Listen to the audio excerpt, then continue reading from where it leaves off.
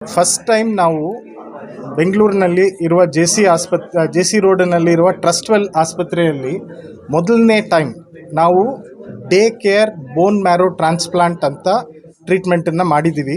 Doctor Sachin ಅವರ ತಂಡದವರು ಅವರ ಗೈಡೆನ್ಸಲ್ಲಿ ಮಾಡಿರುವಂಥ ಟ್ರೀಟ್ಮೆಂಟ್ ಇದು. ನಾರ್ಮಲಿ ಏನಾಗುತ್ತೆ, ಇದು ಬ್ಲಡ್ ಕ್ಯಾನ್ಸರ್ ಅಥವಾ ಅಂತ ಹೇಳಿದ ತಕ್ಷಣ ಎಷ್ಟೋ ಜನಗಳಿಗೆ ತುಂಬ ಭಯ ಉಂಟಾಗುತ್ತೆ.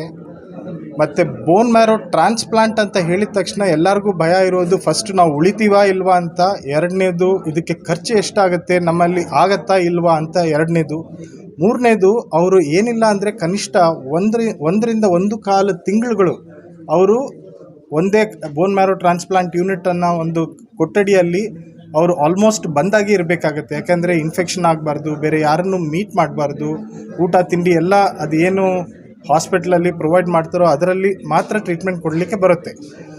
ಆ್ಯಂಡ್ ಆಲ್ಸೋ ಅದು ಆಲ್ಮೋಸ್ಟ್ ಎಲ್ಲ ಕಡೆ ಥ್ರೂಔಟ್ ದ ಕಂಟ್ರಿ ಏನಿಲ್ಲ ಅಂದರೂ ಕನಿಷ್ಠವಾಗಿ 15ರಿಂದ 16 ಲಕ್ಷದಷ್ಟು ಟ್ರೀಟ್ಮೆಂಟ್ ಆಗುತ್ತೆ. ಅದು ಏನು ಎಲ್ಲ ಚೆನ್ನಾಗಾದಾಗ, ಕಾಂಪ್ಲಿಕೇಶನ್ಸ್ ಅದು ಇದು ಆದಾಗ ಇನ್ನೂ ಹೆಚ್ಚು ಕಾಸ್ಟ್ ಆಗೋ ಚಾನ್ಸಸ್ ಇರುತ್ತೆ. ಅಂಥದ್ರಲ್ಲಿ ಮೊದಲನೇ ಟೈಮ್ ನಮ್ಮ ಆಸ್ಪತ್ರೆಯಲ್ಲಿ day care bone marrow transplant ಅಂತ ಮಾಡಿದ್ದಾರೆ. ಏನಂದರೆ ಪೇಷಂಟು ಅವ್ರ ಮನೆಯಲ್ಲೇ ಅವ್ರ ಕುಟುಂಬದವ್ರ ಜೊತೆ ಅವ್ರ ಬೆಡ್ರೂಮಲ್ಲೇ ಮಲ್ಕೊಂಡು ಅವ್ರ ಮನೆಯಲ್ಲಿ ಮಾಡಿರೋ ಊಟನೇ ಸೇವಿಸ್ಕೊಂಡು ಇಂಥ ಟ್ರೀಟ್ಮೆಂಟ್ ಒಂದು ತೊಗೊಂಡಿದ್ದಾರೆ. ಇದು ನಿಜವಾಗ್ಲೂ ಅದ್ಭುತವಾದ ಒಂದು ಸಂಗತಿ. ಇದನ್ನು ನಾವು ನಿಮ್ಮ ಎಲ್ಲರ ಮುಂದೆನೂ ಹೇಳಬೇಕು ಅಂತ ಹೇಳಿದ್ದೀವಿ. ನಮ್ಮ ಪೇಷಂಟ್ ಅವರು ಪಾಪ ಮೈಸೂರು ತಾಲೂಕಿನವರು, ಅವರು ರೈತರು, ಅವರ ಹತ್ರ ತುಂಬ ಹಣವಿರಲಿಲ್ಲ. ಹಾಗಾಗಿ ಇದು ಹೊಸ ಟ್ರೀಟ್ಮೆಂಟ್ ಒಂದನ್ನು ನಾವು ನಮ್ಮ ಆಸ್ಪತ್ರೆಯಲ್ಲಿ ಮಾಡಿದ್ದೇವೆ.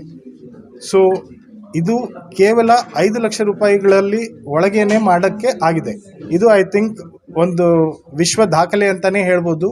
ಯಾಕೆಂದರೆ ನೀವು ಅಮೇರಿಕಾ ಇರಲಿ, ಯುರೋಪ್ ಇರಲಿ, ಆಸ್ಟ್ರೇಲಿಯಲ್ಲಿ ಎಲ್ಲಾದರೂ ಇರಲಿ, ಅದು ಏನು ಟ್ರೀಟ್ಮೆಂಟ್, ಅದು ಏನು advance technology treatment and patient outcome 12-13 ದಿನದಲ್ಲಿ ಟ್ರಾನ್ಸ್ಪ್ಲಾಂಟ್ ಮಾಡಿ ಮನೆಗೆ ಕಳಿಸೋದು ತುಂಬಾ ಅದ್ಭುತವಾದ ಒಂದು ವಿಷಯ.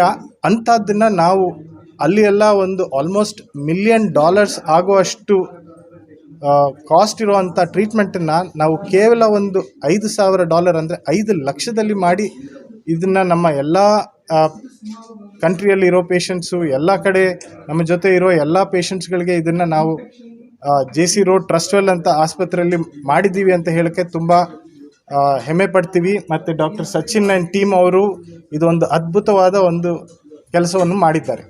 ಇದು ಎಲ್ಲ ಪೇಷಂಟ್ಸ್ಗೆ ಆಗತ್ತೆ ಅಂತ ಹೇಳಲಿಕ್ಕಾಗಲ್ಲ, ಬಟ್ ಆದರೆ ಕೂಡ it is a major step in the right direction. Thank you. ನಾನು ಡಾಕ್ಟರ್ H.V. ಮಧುಸೂದನ್, ನಾನೊಬ್ಬ brain and spinal cord surgeon ಹಾಗೂ ಟ್ರಸ್ಟ್ವೆಲ್ ಹಾಸ್ಪಿಟಲ್ಯ chairman, managing director. Why?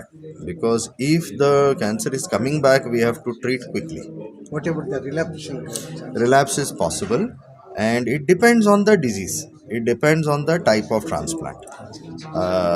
Some patients we can cure completely. Some patients the relapse can be postponed. So the overall success rate is about 60%.